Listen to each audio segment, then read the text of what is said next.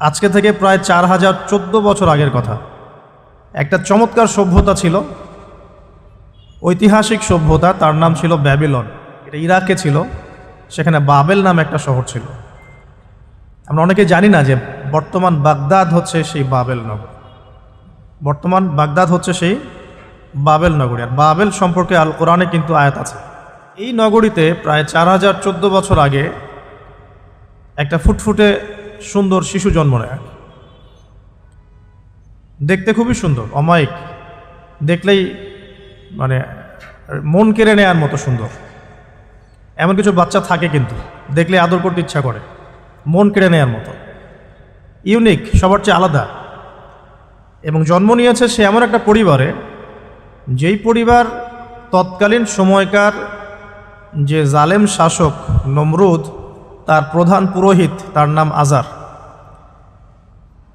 তৎকালীন বাবেলের শাসনকর্তার নাম হচ্ছে নমরুদ এবং তার প্রধান পুরোহিতের নাম আজার। তার ঘরেই জন্ম নিয়েছেন এই তাওহিদের শেকড় ইব্রাহিম আলাইহিস সালাম। আল্লাহ পাকের কি মানে আল্লাহ পাক কি না করতে পারে। যেখানেই আবু জেহেল সেখানেই মুহাম্মদ সাল্লাল্লাহু আলাইহি ওয়াসাল্লামের জন্ম হয়, যেখানেই নমরুদ সেখানেই ইব্রাহিমের মতো মানুষ আসেন, যেখানেই ফেরাউন সেখানে আবার মূসা আসেন। মূসাকে আল্লাহ রাব্বুল আলামিন ফেরাউনের ঘরেই মানুষ করলেন, ইব্রাহিম আলাইহিস সালামকে আল্লাহ পাক আজারের ঘরেই মানুষ করলেন। আজকে আমরা দেখি এরকম সিটি অফ আখিরুজ্জামানে কিছু কিছু দিনী বোন চেহারা না দেখানোর জন্য আন্দোলন করছে। চিন্তা করতে পারেন, যেখানে যত বেশি জাহিলিয়াত সেখানে তত পাক্কা মুসল্লি জন্ম নেবে, মুমিন জন্ম নেবে ইনশাআল্লাহ। যেখানে যত বেশি জাহিলিয়াত সেখানে তত শক্তিশালী মুমিনদের জন্ম হবে ইনশাআল্লাহ। তো এখন তৎকালীন নমরুদ যে সভ্যতার অধিবাসী ছিল, এই সভ্যতাটাকে আমরা বলে কালাডীয় সভ্যতা। এটাকে কালাদীয় সভ্যতা বলা হয়। এটা মূলত জাদুর জন্য একটু বিখ্যাত ছিল, যেটা রেফারেন্স আমি দিলাম সুলাইমান আলাইহিস সালামের যুগ থেকে। এখানে আজারের ঘরে জন্ম নিয়েছেন আমাদের নবীগণের পিতা, মুসলিম জাতির পিতা ইব্রাহিম আলাইহিস সালাম। সুবহানাল্লাহ। বলা বাহুল্য যে নমরুদ কিন্তু 400 বছর বেঁচে ছিল এবং 400 বছর হায়াত পাওয়ার পরে সে মনে করছিল যে সে কখনো মারা যাবে না। এরপরেই সে নিজেকে খোদা দাবি করা শুরু করেছে আর কি। এই বাচ্চা ছেলেটা বড় হতে লাগলো। যারা সমাজকে পরিবর্তন করে তারা কিন্তু সমাজের স্রোতে গা ভাসায় না। নবী সাল্লাল্লাহু আলাইহি ওয়াসাল্লামের জন্মটা একটু মিলাই এটার সাথে। আমাদের নবীও ঠিক এরকমই একটা সমাজে জন্ম নিয়েছেন। ইব্রাহিম আলাইহিস সালাম যেমন জন্ম নিয়েছেন শিরকে ভরা সমাজে, চতুর্দিকে মূর্তি পূজা হচ্ছে, ইভেন তার বাসায় তার বাবা হচ্ছে মূর্তি পূজারীদের সর্দার, তার ঘরে তিনি জন্ম নিয়েছেন। ঠিক তেমনি রাসূল সাল্লাল্লাহু আলাইহি ওয়াসাল্লাম যে মক্কায় জন্ম নিয়েছেন, সেই মক্কা ছিল শিরকের আকড়া। সেখানে লাত, উজ্জা, হবল, মানাতের পূজা হতো, সুদ ছিল, জিনা ছিল, ব্যভিচার ছিল, মাদক ছিল, গোত্রীয় হানাহানি ছিল, নারীর অবমাননা ছিল। এরকম আইয়ামে জাহিলিয়াতেও নবী সাল্লাল্লাহু আলাইহি ওয়াসাল্লাম জন্ম নিয়েছেন। নবী সাল্লাল্লাহু আলাইহি ওয়াসাল্লাম, ইব্রাহিম আলাইহিস সালাম, দুজনের চেহারাও একরকম ছিল। দুজনের চেহারার গঠনটাও একরকম ছিল, দেহের গঠনও একরকম ছিল। মেরাজের রাতে নবী সাল্লাল্লাহু আলাইহি ওয়াসাল্লাম দেখে এসেছিলেন ইনি কে, যাকে দেখতে হুবহু আমার মতো লাগছে। জিবরাইল আলাইহিস সালাম বলেছেন ইনি আপনার পিতা ইব্রাহিম আলাইহিস সালাম। সুবহানাল্লাহ। ঠিক তেমনি আমরা খেয়াল করে দেখি যে জীবনের যে চড়াই উতরাই, পারিবারিক জীবন, সামাজিক জীবন, হিজরতের জীবন, দিন প্রতিষ্ঠা ইত্যাদি, প্রত্যেকটা ডিপার্টমেন্টেও ইব্রাহিম আলাইহিস সালাম আর মুহাম্মদ সাল্লাল্লাহু আলাইহি ওয়াসাল্লামের মধ্যে একটা চরম মিল আছে। এটা আমরা আস্তে আস্তে এই গল্পের ভিতরে গেলে বুঝতে পারবো। আর এই কারণেই হয়তোবা আল্লাহ ভালো জানেন, এই কারণেই হয়তোবা আমরা যখন তাশাহুদের পর দরুদ পড়ি, আমরা দরুদের মধ্যে অন্য নবীর নাম নিচ্ছি না, আমরা মুহাম্মদ সাল্লাল্লাহু আলাইহি ওয়াসাল্লামের সাথে ইব্রাহিম আলাইহিস সালামের নাম নিচ্ছি। হতে পারে এটা একটা কারণ, আল্লাহ ভালো জানেন। এখন এরকম পরিবেশে বড় হতে লাগলেন ইব্রাহিম আলাইহিস সালাম। আমি একটু আগে বলেছি যারা সমাজকে পরিবর্তন করে তারা কখনো সমাজের জাহিলিয়াতের স্রোতে গা ভাসায় না। মুহাম্মদ সাল্লাল্লাহু আলাইহি ওয়াসাল্লাম সমাজ পরিবর্তন করেছেন আইয়ামে জাহিলিয়াতকে মাত্র 23 বছরের ব্যবধানে, কিন্তু তিনি কিন্তু জাহিলিয়াতের সাথে গা ভাসান নাই। তিনি কখনো সুদ খাননি, তিনি কখনো মূর্তি পূজা করেন নাই, তিনি কখনো কোনো অন্যায় গুনাহ করেন নাই, তিনি কখনো মাদকদ্রব্যের কাছেও যান নাই, কিন্তু সমাজটা ছিল এগুলোতে নিমজ্জিত। ঠিক ইব্রাহিম আলাইহিস সালামের ক্ষেত্রেও সেই তিনি একজন প্রধান পুরোহিতের ঘরে জন্ম নিয়েও কখনো মূর্তির ধার কাছে যান না, বরং একটু যখন বড় হচ্ছেন, একটু বড় বলতে ম্যাচিউর্ড, আমাদের টিকটক প্রজন্মের মতো না, এরা 20-30 বছর হয়ে গেল ম্যাচিউর্ড হয় না, বুদ্ধি প্রতিবন্ধী, বিকলাঙ্গ। ইভেন ইদানিং আমাদের মেয়েরা ছেলে হচ্ছে আর কি, আমাদের নারীরা এখন পুরুষত্ব দেখাচ্ছে, আর আমরা পুরুষেরা ফেসবুকে একটা স্ট্যাটাস দিয়েই ক্ষান্ত হয়ে থাকি। এইটুকু আমাদের দায়িত্ব উম্মার প্রতি। আর এখানে আমরা দক্ষতা অর্জন করেছি অনেক। আমরা মনে করি আমরা সবাই কিবোর্ড মুজাহিদ, আমরা এটা মনে করি। এটাই যুদ্ধ, এটাই জিহাদ। আর নারীরা মাঠে যুদ্ধ করছে এখন সম্ভ্রমের জন্য, অধিকারের জন্য ইত্যাদি। ফ্যামিলিস্ট রেভলিউশনের দিকে তাকালেও তাই দেখা যায়। ছেলেরা এখন বেকার হয়ে যাচ্ছে, কিন্তু মেয়েরা স্বাবলম্বী হচ্ছে। তারা দিনদার নয়, এই মেয়েগুলো দিনদার নয়, কিন্তু জীবনে প্রতিষ্ঠিত হওয়ার জন্য লড়ছে, চ্যালেঞ্জ গ্রহণ করেছে। এটা ছেলেদের উচিত ছিল। তা আজারের ঘরে জন্ম নেওয়া সেই ইব্রাহিম কিন্তু চ্যালেঞ্জ গ্রহণকারী একটা ছেলে। সে এখন তার পিতাকে বলছে, কি বলছেন? আমরা একটু কোরআনের ভাষা শুনি। আল্লাহ রাব্বুল আলামিন বলেছেন, সূরা মারিয়ামের মধ্যে এসেছে ঘটনাটা 41 থেকে 45 নম্বর আয়াতের মধ্যে। আল্লাহ পাক বলছেন, ওয়াজকুর ফিল কিতাবি ইব্রাহিম বা'দা আউযু বিল্লাহি মিনাশ শাইতানির রাজীম। হে নবী মুহাম্মদ সাল্লাল্লাহু আলাইহি ওয়াসাল্লাম, আপনি এই কিতাবে ইব্রাহিমের ঘটনা বর্ণনা করুন। ইয ক্বালা লি আবিহি, যখন ইব্রাহিম তার বাবাকে বললেন, তার বাবা মানে আজারকে বললেন, ইয়া আবাতি, হে আমার বাবা, লিমা তা'বুদু, তুমি কেন ইবাদত করো এমন সত্তার, মা লা ইয়াসমাউ, যে শুনতে পারে না, ওয়ালা ইউবসিরু, দেখতেও পারে না, ওয়ালা ইউগনি আনকা শাইআ, তোমার কোনো উপকার করতে পারে না। একটা ছেলে যার বয়স হবে 15 থেকে 20, হয়তো বা হাইয়েস্ট, তার কাছে কি এমন জ্ঞান আসলো যে সে তার বাবাকে এখন চ্যালেঞ্জ করছে? তার জ্ঞানতাত্ত্বিক যুদ্ধ শুরু হলো, আদর্শিক যুদ্ধ শুরু হলো বাবার সাথে। হে আমার বাবা, আপনি কেন এমন সত্তার ইবাদত করছেন যে শুনতেও পারে না? অসারতা দেখিয়ে দেওয়া হচ্ছে চোখে আঙ্গুল দিয়ে, দেখতেও পারে না, আপনার তো কোনো উপকারও করতে পারে না, কোনো ক্ষতিও করতে পারে না। ওয়ালাম ইউগনি আনকা শাইআ, ইয়া আবাতি, হে আমার বাবা, ইয়া আবাতি ইন্নী আখাফু আন ইয়ামাসসাকা আযাবু মিনার রাহমানি ফাতাকুনা লিশ-শাইতানি ওয়ালিয়্যা, হে আমার বাবা, আমি ভয় পাচ্ছি যে আপনার উপরে না আবার আল্লাহ পাকের গজব নেমে আসে এবং আপনি শয়তানের ওলি না হয়ে যান। ওলি মানে কি? বন্ধু, বন্ধু, শয়তানের বন্ধু না হয়ে যান। ইয়া আবাতি ইন্নী ক্বাদ জাআনি মিনাল ইলম মা লাম ইয়াতিকা ফাত্তাবি'নি আহদিকা সিরাতান সাওয়্যা। কি চমৎকার কথা! ছোট্ট ছেলেটা বলছে, হে আমার বাবা, আমার কাছে একটা জ্ঞান আসছে, জ্ঞান, আমার কাছে একটা জ্ঞান এসেছে যেটা তোমার কাছে আসে নাই।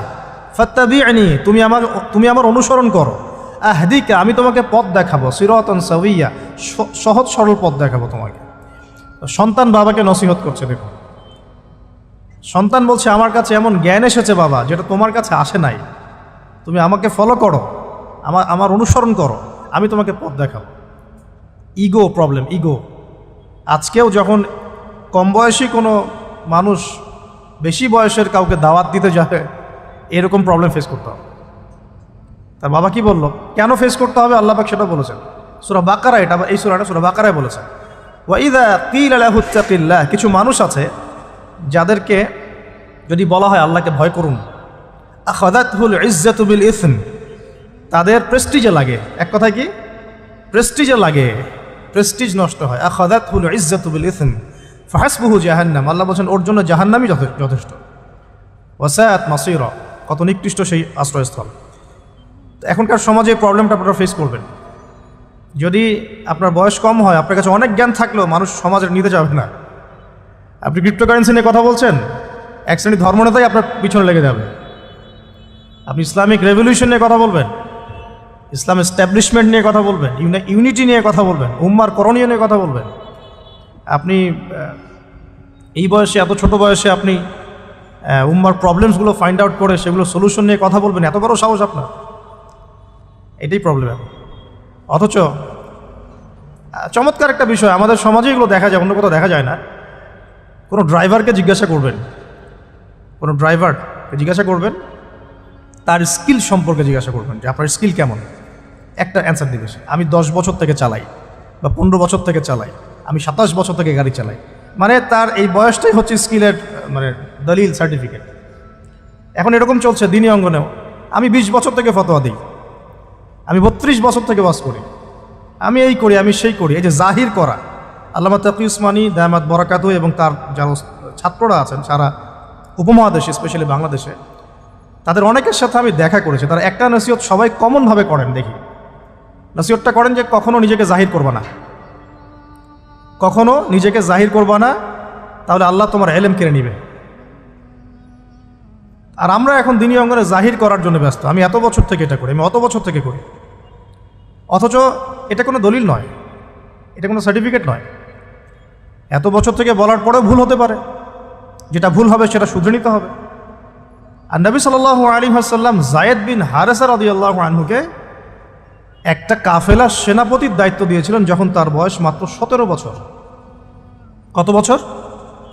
17 বছর বয়সী একজন তরুণ সাহাবী যায়েদ ইবনে হারেসা রাদিয়াল্লাহু আনহু, তিনি নেতৃত্ব দিচ্ছেন এমন সাহাবীদের যে সাহাবীরা তার চেয়ে বয়সে অনেক বড়। এমনকি এই অভিযান শেষ হওয়ার আগেই নবী সাল্লাল্লাহু আলাইহি ওয়াসাল্লাম ইন্তেকাল হয়। তার পরবর্তীতে আবু বকর সিদ্দিক রাদিয়াল্লাহু আনহু সেই অভিযান আবার চালানোর চেষ্টা করেন, আবার চালানোর জন্য মনস্থ করেন। তিনি আবার যায়েদ বিন হারেসা রাদিয়াল্লাহু আনহুকেই নেতৃত্ব দেন।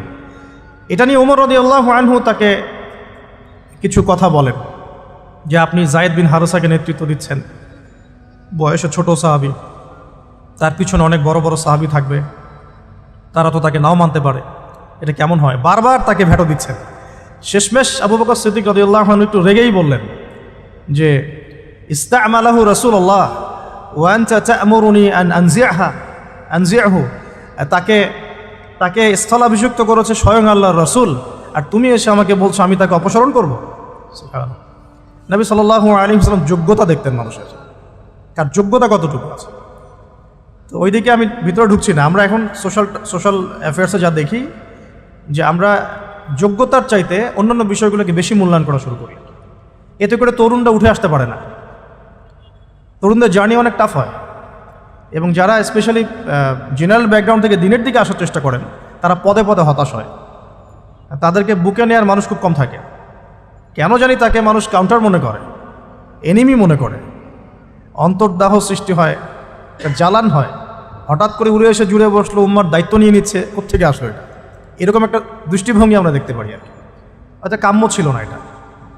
বরং তরবারি যত আপনি শান দিবেন তত ধারালো হবে। তো শান দিবে কারা? যারা তরবাল চালাতে পারে তারাই। যারা চালাতে পারে তারা যদি তরবালকে ভোতা করে দেয় তাহলে তো এটা দিয়ে আপনি জালেমের গর্দান কাটতে পারবেন না। তো যাই হোক, আমরা বেশি হাইথটের কথায় না যাই। আজার এখানে ছিলাম, দেখেন বাবাকে সন্তান উপদেশ দিচ্ছে। এবার বাবার উত্তরটা শোন। বাবা কেন গ্রহণ করলো না? বললাম প্রেস্টিজ ইস্যু। তুমি ছোট মানুষ হয়ে আমাকে এত বড় কথা বলো? হ্যাঁ, তখন বাবা বলছেন আনতা রাগিবুন আনতা আন আলিহাতিনা ইয়া ইব্রাহিম। হে ইব্রাহিম, তুমি কি আমাদের ইলাহগুলো, উপাস্যগুলো থেকে মুখ ফিরাচ্ছ? তুমি কি আমাদের উপাস্যগুলো থেকে মুখ ফিরিয়ে নিচ্ছ? আনতা রাগিবুন আনতা আন আলিহাতিনা ইয়া ইব্রাহিম লা ইল্লাম তানতাহি। যদি বিরত না হও, ঠিক যেমন সেটা আমাদেরকে করা হয়, যদি বিরত না হও, লা ইল্লাম তানতাহি লা আরজুমান্নাকা রাহজান মালিয়া। তিনি বলছেন যদি বিরত না হও তাহলে তোমার মাথাটা পাথর দিয়ে মেরে ফাটিয়ে ফেলবে। আরজুমান্নাকা মানে রজম করব। রজম মানে কি? কোমর পর্যন্ত গেথে পাথর মারা। বিবাহিত পুরুষ জেনা করলে যেটা শাস্তি হয়। লা ইল্লাম তানতাহি, যদি বিরত না হও, লা আরজুমান্নাকা রাহজান মালিয়া, দূর হও এখান থেকে বের হও হতভাগা। আমরা বলি না দূর হও এখান থেকে, ঠিক ওইরকম। যদি ফিরে আসো ভালো কথা, না ফিরে আসলে রজম করে দিব, মাথা ফাটিয়ে ফেলবো পাথর দিয়ে মেরে। এখান থেকে দূর হও হতভাগা। কাকে বলছে এটা?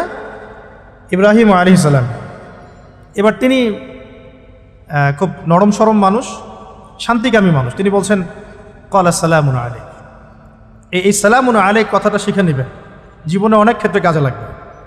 সালামুন আলাইক মানে আপনার উপর শান্তি বর্ষিত হোক। যখনই আপনি পলিউশন অ্যাভয়েড করতে চাবেন সালাম দিয়ে চলে আসতে হবে, সেটা পরিবারেও, সমাজেও, দিন প্রতিষ্ঠার ক্ষেত্রে। কেউ আপনাকে সমালোচনা করছে, গালিগালাজ করছে, গীবত তহমত করছে, আপনাকে নিয়ে এপিসোড বানাচ্ছে, মানে আপনি কী করবেন? প্রত্যেকটার কাউন্টার দিতে থাকবেন? তাহলে আপনার গোল নষ্ট হয়ে যাবে, আপনার গোল থেকে আপনি বিচ্যুত হয়ে যাবেন। এগুলো নিয়ে আপনাকে ব্যস্ত থাকতে হবে। তখন এগুলো নিয়ে উম্মাহ ব্যস্ত আছে বলেই এখন পর্যন্ত গোল অ্যাচিভ হয় নাই। আমরা এগুলো নিয়ে ব্যস্ত আছি বলেই এখনো গোল অ্যাচিভ হয় নাই। তো এই কারণে ইব্রাহিম আলাইহিস সালামের সুন্নাহ হচ্ছে সালামুন আলাইক, তোমাদের উপর শান্তি বর্ষিত হোক। হ্যাঁ, তবে যে জায়গাটাতে দালিলিকভাবে জ্ঞানতাত্ত্বিক যুদ্ধ করতে হবে সেটা করতে হবে, সেটা অন্য ইস্যুস। ইব্রাহিম আলাইহিস সালামকে পরিবার ছাড়তে হলো। পরিবার মানে তার মাকে ছাড়তে হলো, তার বাবাকে ছাড়তে হলো। তার কোনো অপরাধ আছে? ইব্রাহিম আলাইহিস সালামের কোনো অপরাধ আছে? না। এখন আমরা তো অনেক সময় মনে করি আমি তো নিরপরাধ, নির্দোষ, তাহলে আমার উপরেই কেন এরকম হচ্ছে? ইব্রাহিম আলাইহিস সালামের কোনো অপরাধ আছে? নাই। তাকে ঘর ছাড়তে হলো, বাড়ি ছাড়তে হলো, তার বাবা তাকে বের করে দিলেন। এখান থেকে লেসন নিয়ে নেন। আজকের প্রথম লেসন যে আপনি আমি যদি হকের উপর থাকি, সর্বপ্রথম বাধাটা পরিবার থেকে আসতে পারে। আর সবার পরিবার একরকম না। এখনকার মেজরিটি সংখ্যক পরিবারগুলোই জাহেল, একদম জাহেল, বস্তুবাদী, জানোয়ারের মতো। মানে খাও দাও, সেক্সুয়াল সম্পর্ক, বিয়ে শাদী, সন্তান, এর বাইরে কিচ্ছু চিন্তা করতে পারে না। দুনিয়া আর দুনিয়া, এর বাইরে কিচ্ছু চিন্তা করতে পারে না। ইল্লা মাশা আল্লাহ, কিছু পরিবার আছে এর বাইরে, তাদের কথা আলাদা। সবাই তো আর ছোটোবেলা থেকে আধ্যাত্মিক পরিবার পায় নাই, দিনই পরিবার পান নাই। আর এটার পরিমাণ দিন দিন কমেই আসছে। ম্যাক্সিমাম পরিবার এখন জাহান্নামের টুকরা। আল্লাহ পাক পরিবারকে বলেছেন জাহান্নাম থেকে বাঁচাও, কু আনফুসাকুম ওয়া আহলিকুম নারা। এখন ওই পরিবারই হয়ে গেছে জাহান্নামের টুকরা। আপনি দিনের পথে চলতে চাইলে প্রথম হোঁচটটা পরিবার থেকে খেতে পারেন। এটা ইব্রাহিম আলাইহিস সালামের জীবনেও যেমন হয়েছে, মুহাম্মদ সাল্লাল্লাহু আলাইহি ওয়াসাল্লাম জীবনে হয়েছে। এই যে মিলাচ্ছিলাম কীভাবে, তার ক্ষেত্রেও সেম। চাচারা শত্রু না? চাচারা শত্রু, আশপাশের মানুষ শত্রু। চাচা এসে বাড়ির সামনে খড়কুটা ফেলে দিয়ে যায়, চাচি এসে ময়লা আবর্জনা ফেলে দিয়ে যায়, কেউ গালি দেয়, কত সমস্যা। যখন নিজের মানুষটা আপনার এগেনস্টে চলে যায় তখন মনটা ভেঙে যাবে, স্বাভাবিক। কারণ নিজের মানুষটা সারা দুনিয়া যদি আপনার বিপক্ষেও থাকে, কাছের কিছু মানুষ আপনার পক্ষে থাকে, তখন আপনি বাসাতে অ্যাটলিস্ট সিংহ, তখন বাসা থেকে এনার্জি নিয়ে বাইরে যুদ্ধ করতে পারবেন। কিন্তু বাহিরে সবাই মোটামুটি ধরেন যে আপনার পজিটিভ, তো বাসায় এসে দেখলেন যে বাসায় আপনার কোনো রকম অনুকূল পরিবেশ নাই, তখন বাইরের সিংহ হলে বাসায় বিড়াল হয়ে থাকতে হবে। দেখেন ইব্রাহিম আলাইহিস সালামের জীবনে আর মুহাম্মদ সাল্লাল্লাহু আলাইহি ওয়াসাল্লামের জীবনে একটা স্পেশাল নেয়ামত ছিল, সেটা হলো স্ত্রীদের নেয়ামত। বাহিরের মানুষ অনেক কিছু বলছে, গালিগালাজ করছে, মারছে, কাটছে, থুতু দিচ্ছে, সমালোচনা করছে, কিন্তু বাসায় ইব্রাহিম আলাইহিস সালামের আছেন সারা, হাজেরা, আর মুহাম্মদ সাল্লাল্লাহু আলাইহি ওয়াসাল্লামের আছেন খাদিজা। অ্যাটলিস্ট বাসায় আপনি একটা কি বলবো যে বড় একটা প্রশান্তির জায়গা আপনার বাসায় আছে। তো এটা একটা বড় নিয়ামত যেটা ইব্রাহিম আলাইহিস সালাম এখন হারালেন কিভাবে? বাবা বাসা থেকে বের করে দিল। এখান থেকে বুঝতে হবে যে দিনের পথে চলতে গেলে প্রথম বাধা পরিবার থেকে আসতে পারে। তাই বলে তাদের সাথে কোনো রকমের দ্বন্দ্ব সংঘাতে যাওয়া যাবে না। সালামুন আলাইক, তোমাদের উপর শান্তি বর্ষিত হোক। ইব্রাহিম বলছেন সালামুন আলাইক, হে বাবা আপনার উপর শান্তি বর্ষিত হোক। শুধু তাই না, আরও বলছেন আস্তাগফিরুল্লাকা রাব্বি, আমি আপনার জন্য আল্লাহর কাছে ক্ষমা চাইব ইনশাআল্লাহ। ইন্নাহু কানা বি হাফিয়া, তিনি আমার প্রতি খুব মার্সিফুল, আশা করি তিনি আমার দোয়া কবুল করবেন। কিন্তু যখন তিনি জানতে পেরেছিলেন যে তার বাবা শিরকের উপর আছেন, আল্লাহ পাক মাফ করবেন না, সূরা তওবার মধ্যে আছে, তখন থেকে তিনি আর ক্ষমা চান নাই, বাবার জন্য ক্ষমা চান নাই। এবার ইব্রাহিমের সফর শুরু হলো, একাকিত্বের সফর। তার মানে একটা বিষয় এটাও শিখতে হবে, হকপন্থীদের সাথে আল্লাহর দেয়া একটা বিশেষ নিয়ামত হচ্ছে একাকিত্ব। হকপন্থীদের লাইফে আল্লাহ পাকের পক্ষ থেকে একটা বিশেষ অনুগ্রহ হচ্ছে একাকিত্ব। মানে একাকিত্ব কেন নিয়ামত বললাম? কারণ একাকিত্ব মানুষকে আল্লাহ চিনিয়ে দেয়। অনেক আলেম দেখবেন যারা জেল খেটে বের হয়েছেন, তারা সবাই একটা কথা বলবেন, জেলখানায় আমরা আল্লাহকে চিনেছি। সব আলেমরা এই কথা বলে যারা ওখান থেকে বের হয়ে আসে।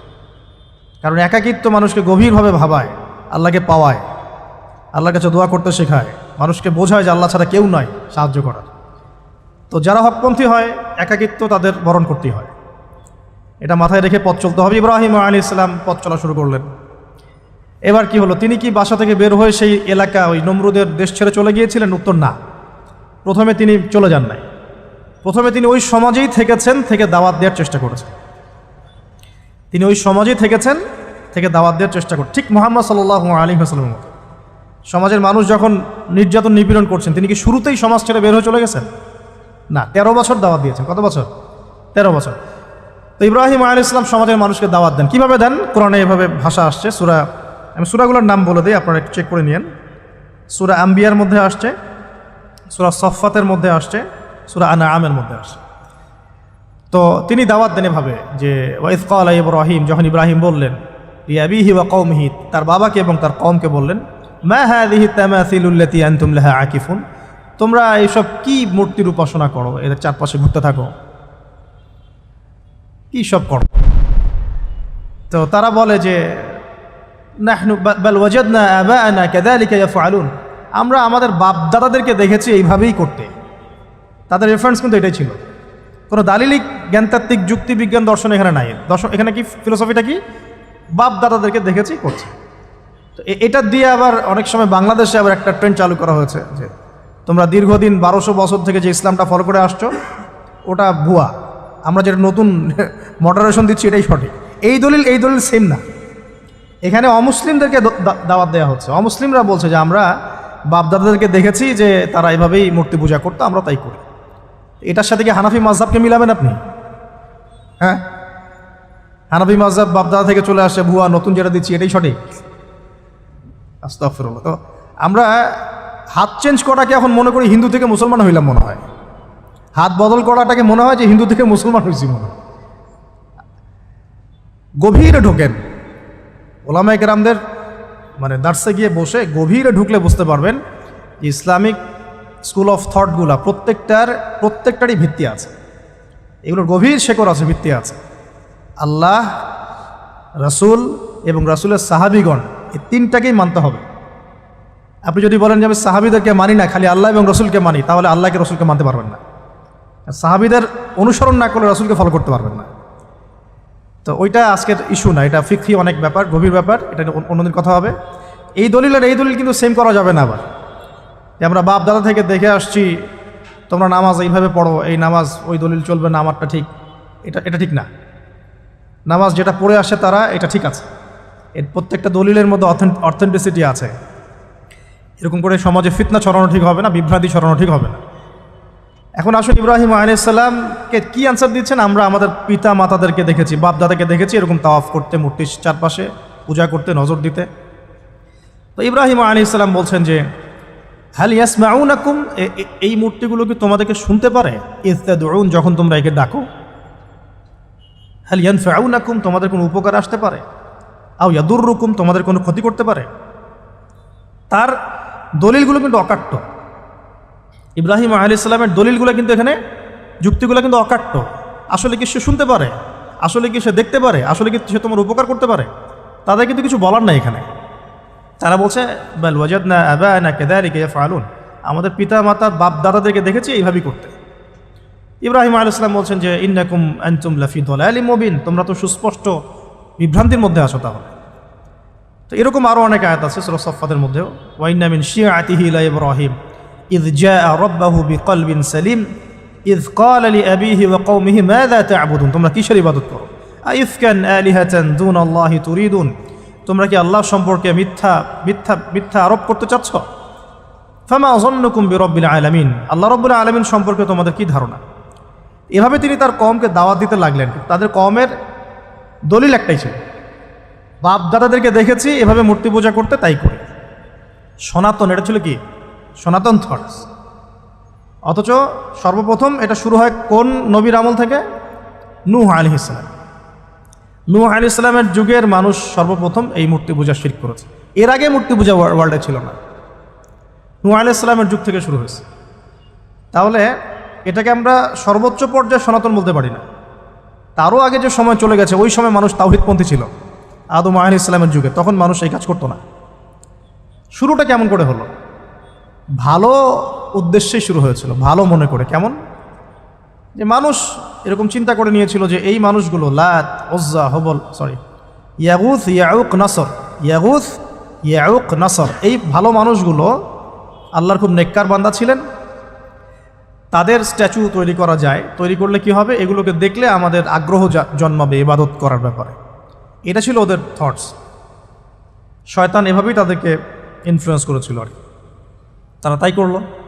এই জেনারেশনটা যখন মারা গেল, পরের জেনারেশন যখন আসলো, তখন শয়তান ওদেরকে বোঝালো, ধরেন 100-200 বছর পরে বোঝালো যে ওরা খুব ভালো মানুষ ছিল, ওদের মূর্তিকে মসজিদের বাইরে না রেখে ভিতরে ঢুকিয়ে ফেলো, তাদেরকে সেজদা করতে হবে না, ভিতরে ঢুকিয়ে ফেলো, এবাদতে মনোযোগ আসবে। পরের জেনারেশন এই কাজটাই করলো। থার্ড জেনারেশনকে শয়তান বোঝালো যে সরাসরি ওদের কাছে চাইলেই হবে, তারা আল্লাহ পাকের অনেক মানে কি আনুগত্যপ্রাপ্ত নৈকট্যপ্রাপ্ত বান্দা, সরাসরি তাদের কাছে চাইলেই হবে। আল্লাহর কাছে চাওয়া এখানে চাওয়া একই কথা, ওখানে সেজদা করা এখানে সেজদা করা একই কথা। এখান থেকে শুরু হলো সরাসরি স্ট্যাচু ওয়ার্শিপ। সরাসরি স্ট্যাচু ওয়ার্শিপিং এখান থেকে শুরু হয়েছে। তা আমরা আমাদের হিন্দু ভাই বোন যারা আছেন, আমাদের আশপাশে অমুসলিম ভাই বোন, তাদের প্রতি সম্মান রেখেই এই হিস্ট্রিগুলো পড়তে বলবো আর কি, এবং যুক্তি দর্শনগুলো খুঁজতে বলবো। আসলে কি তারা শুনতে পায়? আসলে কি সে আমার কোনো উপকার করতে পারে? আসলে কি সে আমার কোনো ক্ষতি করতে পারে? আসলে কি সে সৃষ্টিকর্তার প্রতিমূর্তি হতে পারে কিনা? তো আমরা এটা আহ্বান জানাবো, আমরা কারো ধর্মীয় অনুভূতিতে আঘাত করব না। ইসলাম আমাদেরকে এটা শিখায় না। ইসলাম এটা শিখায় যে মানুষকে হিকমার সাথে প্রজ্ঞার সাথে দাওয়াত দেয়া, যাতে করে তারা জাহান্নামের রাস্তা থেকে ফিরে আসতে পারে ইনশাআল্লাহ। এখন আসুন, আরও একটা দাওয়াত ইব্রাহিম আলাইহিস সালাম তার কওমকে দিলেন। সেটা কি? এবার এখানে সমাজের মানুষের সাথে ওই সমাজের ধর্ম নেতারাও ছিল। সমাজে কিন্তু কয়েক শ্রেণীর মানুষ থাকে, মানে সামাজিক নেতা, ধর্মনেতা, রাষ্ট্রনেতা।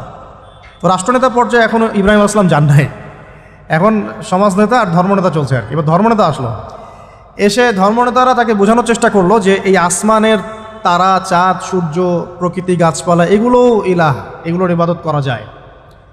এই ঘটনা আল্লাহ রাব্বুল আলামিন সূরা আনআমের মধ্যে বলেছে। তো ইব্রাহিম আলাইহিস সালামকে তারা দেখাচ্ছে, এটা আরবীয় একটা কাব্যিক ভাষায় কোরআনে এসেছে, চমৎকার ভাষায়, যে ফালাম্মা জান্না আলাইহিল লাইল, যখন তার উপর রাত আচ্ছাদিত হলো, রাআ কাওকাবা, তখন ইব্রাহিম আলাইহিস সালাম কি দেখলেন? আকাশে তারা দেখলেন। ঠিক আছে, তারা দেখলেন। মূর্তি পূজার এখানেই আছে, ধর্মনেতারাও এখানেই আছে। তো তিনি বলছেন হাযা রব্বি, এটা আমার রব। ফালাম্মা ফালা, যখন তারকাগুলো অস্তমিত হলো, ক্বালা লা উহিব্বুল আফিলিন, আমি তো অস্তমিত যাওয়া জিনিসকে পছন্দ করি না। রব তো অস্তমিত যাবে না, এখানেও যুক্তি লাগবে, তো আমার ফিলোসফি লাগবে, আমার এখানে দর্শন লাগবে, এখানে তো আমাকে মানে প্রজ্ঞা দিয়ে বোঝাতে হবে, এটা তো অস্তমিত হয়ে গেল, এটা তো রব হতে পারে না। ফালাম্মা রাআল কামারা বাযিগান, যখন সে চাঁদকে দেখলো জলজল করছে একদম।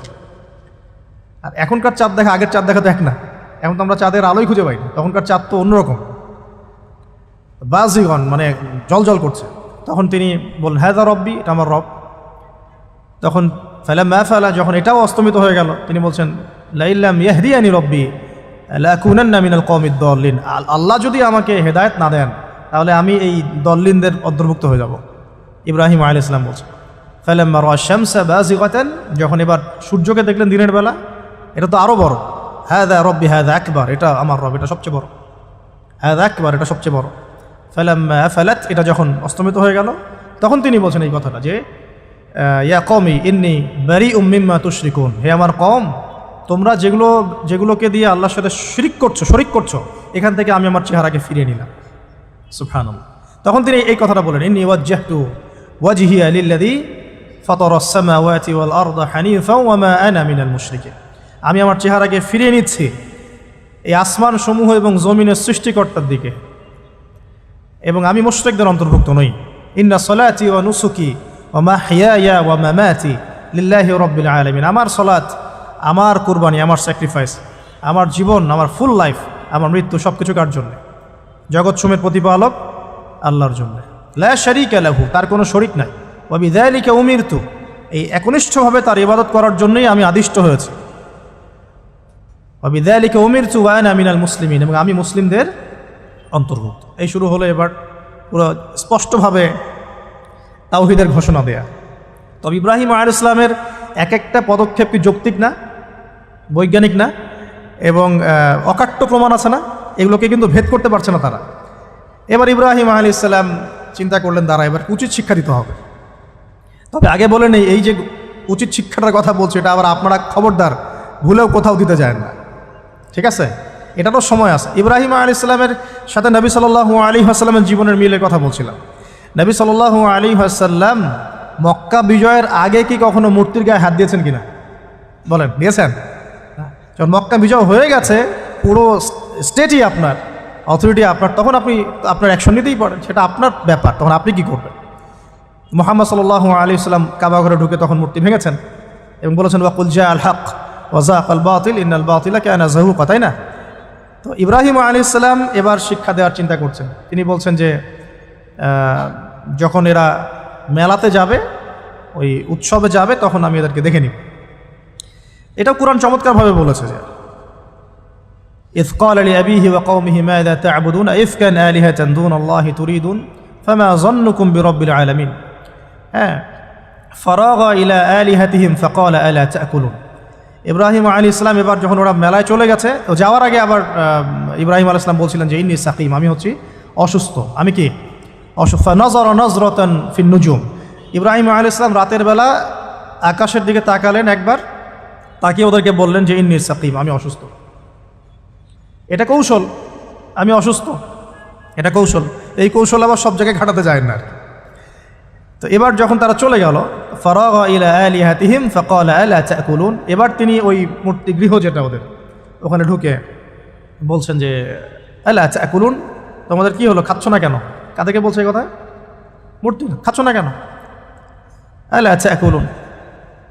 ফারাগা ইলা আলিহাতিহিম ফাকালা আলা তা'কুলুন মা লাকুম লা তানতিকুন, কি হলো, কথা বলছো না কেন? মা লাকুম লা তানতিকুন, কি হলো, কথা বলছো না কেন?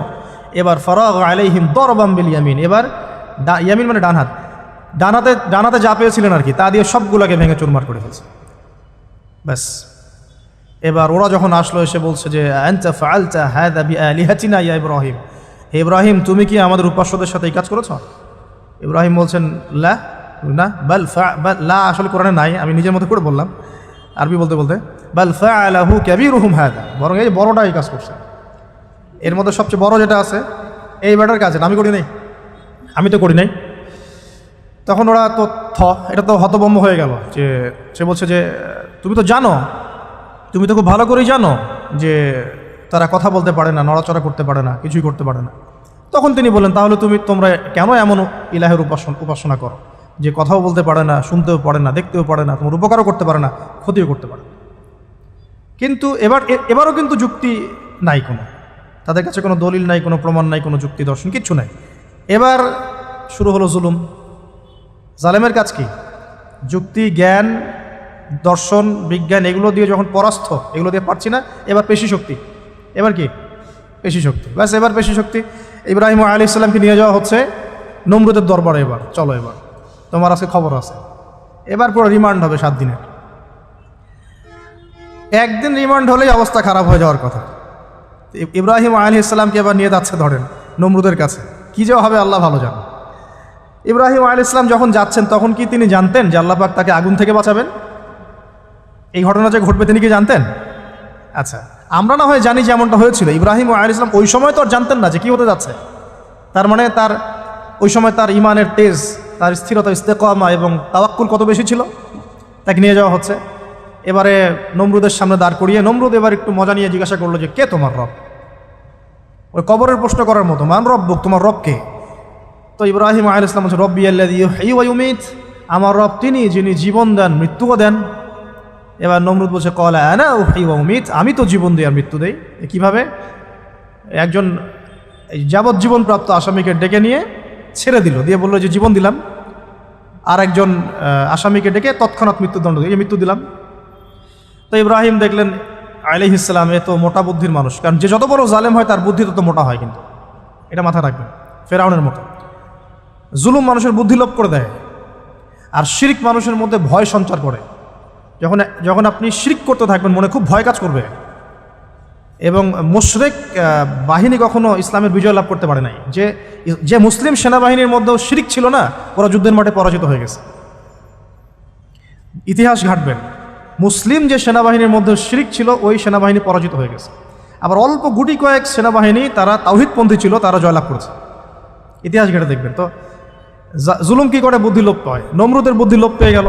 তো ইব্রাহিম আলাইহিস সালাম বলছেন রব্বি আল্লাযী ইউহয়ী ওয়া ইউমীত, এ তো এটা বুঝলো না। তাহলে ইন্নাল্লাহা তাআলা ইন্নাল্লাহা ইয়াতি বিশ-শামসি মিনাল মাশরিক ফাতি বিহা মিনাল মাগরিব, ইব্রাহিম আলাইহিস সালাম বলছেন যে আল্লাহ রাব্বুল আলামিন আমার আল্লাহ তিনি পূর্ব দিক থেকে সূর্য ওঠান, তো তুমি যদি ইলাহ হয়ে থাকো তাহলে পশ্চিম দিক থেকে উঠাও। এটা আরও বড় অকাট্য দলিল হলো। তার অবস্থাটা আল্লাহ ব্যাখ্যা করছেন এভাবে, আল্লাহ বলছেন ফাবুহিতাল্লাযী কাফার, কাফের একদম হতভম্ব হয়ে গেল। হতভম্ব হয়তো লাভ নাই, বেশি শক্তি আছে আমার, তোমার যুক্তি বিজ্ঞান দর্শন থিওরি তো আমার দরকার নাই, তোমার দিনের জ্ঞানের এলিমেন্ট তোমার দরকার নাই, তোমার ওয়াজ নসিহতের আমার দরকার নাই, আমার কাছে কি আছে? বেশি শক্তি আছে, পিটায় সব সিধা করে ফেলাবে একেবারে। ব্যাস ইব্রাহিম আলাইহিস সালামের জন্য বলছে ফাআল হাররিকুহু ওয়ানসুরু আলিহাতাকুম, একে জ্বালায় দাও, পুরায় দাও, একে জ্বালায় পুরায় দাও, তোমাদের ইলাহদেরকে সাহায্য করো। আল্লাহ পাক অন্য জায়গায় বলছেন যে ফাআরাদু বিহি কাইদান ফাজআলনাহুমুল আসফালিন, তারা ইব্রাহিম আলাইহিস সালাম কিনা একটা বিশেষ বড় একটা কৌশল করল। এই কৌশলটা কি ছিল? তাকে অগ্নিকুণ্ডের মধ্যে ফেলে দেওয়ার একটা চেষ্টা করলো, আগুন জ্বালিয়ে রাখলো, বলা হয় 40 দিন, এগুলো হিস্ট্রি বা তাফসীরুলতে আসছে, আমি জাস্ট পুরান টেক্সট টু দ্য পয়েন্ট বলছি। তো আগুন দাউ দাউ করে জ্বলতে লাগলো, ওই ব্যাবিলন ওখানকার সব মানুষ দেখছে বিষয়টা। ইব্রাহিম আলাইহিস সালামকে ফেলে দেওয়া হবে। দেখেন, যখন ফেলে দেওয়া হবে তখন কি ইব্রাহিম জানতেন যে তিনি আগুনে পুড়বেন না? তিনি তাহলে প্রস্তুত ছিলেন, তিনি তখন জীবন দেওয়ার জন্য প্রস্তুত ছিলেন। ঠিক আছে, এখন তাকে ফেলে দেওয়া হচ্ছে, ঠিক ওই সময়ে জিবরাইল আলাইহিস সালামের আগমন। সুবহানাল্লাহ। তিনি এসে বলছিলেন যে আমার কাছে কোনো হাজত আছে নাকি আপনার? তখনও ইব্রাহিম আলাইহিস সালাম বলেছেন আপনার কাছে আমার কোনো হাজত নাই। হাসবি আল্লাহ ওয়া নি'মাল ওয়াকিল, এই যে কথাটা আমরা বলি হাসবুনাল্লাহ ওয়া নি'মাল ওয়াকিল, হাসবি আল্লাহ ওয়া নি'মাল ওয়াকিল, ইব্রাহিম আলাইহিস সালাম বললেন আল্লাহই আমার জন্য যথেষ্ট এবং তিনিই আমার উত্তম কর্মবিধায়ক।